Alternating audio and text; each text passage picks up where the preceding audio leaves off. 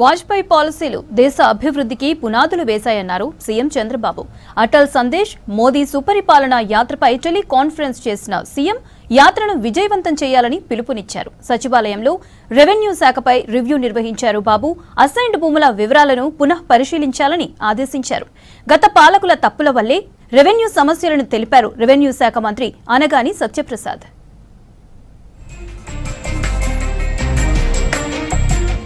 దేశంలో సుపరిపాలనకు వాజ్పేయి నాంది పలికారన్నారు సీఎం చంద్రబాబు. ఆయన తీసుకొచ్చిన పాలసీలు దేశాభివృద్ధికి మంచి పునాది వేశాయన్నారు. వాజ్పేయి ప్రతి భారతీయుడు గర్వపడే నాయకత్వాన్ని దేశానికిచ్చారన్నారు. సుపరిపాలన ఎలా ఉండాలో ఎన్టీఆర్ వాజ్పేయిని చూస్తే అర్థమవుతుందన్నారు. 11 నుంచి 25 వరకు బీజేపీ నిర్వహించనున్న అటల్ సందేశ్ మోదీ సుపరిపాలన యాత్రపై టెలికాన్ఫరెన్స్ నిర్వహించారు బాబు. కూటమి పార్టీల నేతలు యాత్రలో పాల్గొనాలని పిలుపునిచ్చారు.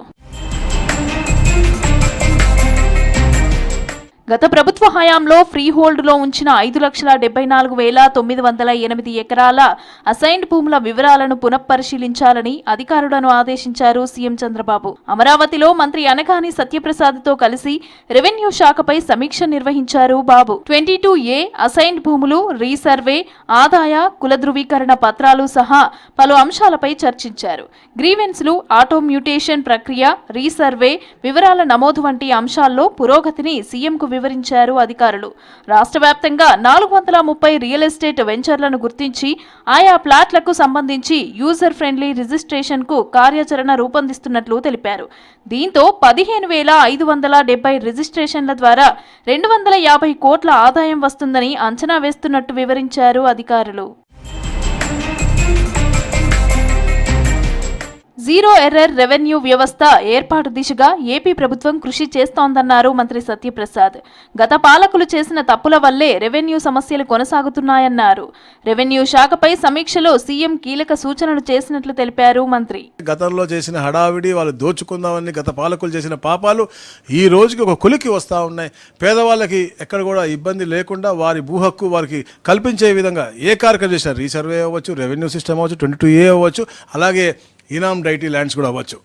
భూ వివాద రహిత రాష్ట్రంగా చెయ్యాలి అని చెప్పేసి కూడా గౌరవ ముఖ్యమంత్రి గారు మాకు చెప్పడం జరిగింది. సూడో లౌకికవాదం పేరుతో న్యాయ వ్యవస్థను బెదిరించే ప్రయత్నాలు జరుగుతున్నాయన్నారు AP deputy CM Pawan Kalyan. Madras high court న్యాయమూర్తి జస్టిస్ జిఆర్ స్వామినాథన్ పై ఇండియా కూటమి ఎంపీలు అభిశంసన తీర్మానం నోటీసులు ఇవ్వటాన్ని తప్పుపట్టారు పవన్. సనాతన సాంప్రదాయాలకు వ్యతిరేకంగా గతంలో సుప్రీంకోర్టు శబరిమలపై తీర్పిచ్చినప్పుడు న్యాయమూర్తిని ఎవరూ అభిశంసించలేదని, అప్పుడు లేని అభిశంసనం ఇప్పుడెందుకని ప్రశ్నిస్తూ ఎక్స్ లో పోస్ట్ పెట్టారు పవన్ కళ్యాణ్.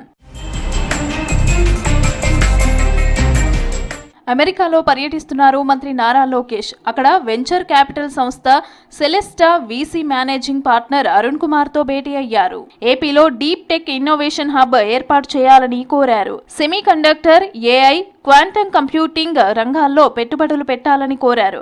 పరిశ్రమలకు నేరుగా ప్రోత్సాహకాలు అందించేందుకు దేశంలోనే తొలిసారిగా ఎస్క్రో అకౌంట్ విధానాన్ని ప్రారంభించామన్నారు. ఐటీ, డేటా హబ్ గా విశాఖ శరవేగంగా అభివృద్ధి చెందుతోందని వారికి వివరించారు లోకేష్.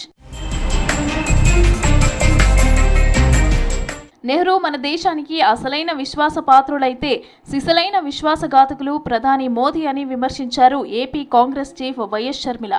దేశ మొదటి ప్రధానిపై మోదీ చేసిన వ్యాఖ్యలు తీవ్ర అభ్యంతరకరమన్నారు షర్మిల. స్వతంత్రం కోసం 12 ఏళ్లు జైలు శిక్ష అనుభవించిన నెహ్రూపై రాజభోగం అనుభవిస్తున్న మోదీ అనుచిత వ్యాఖ్యలు చేయటం సిగ్గుచేటన్నారు.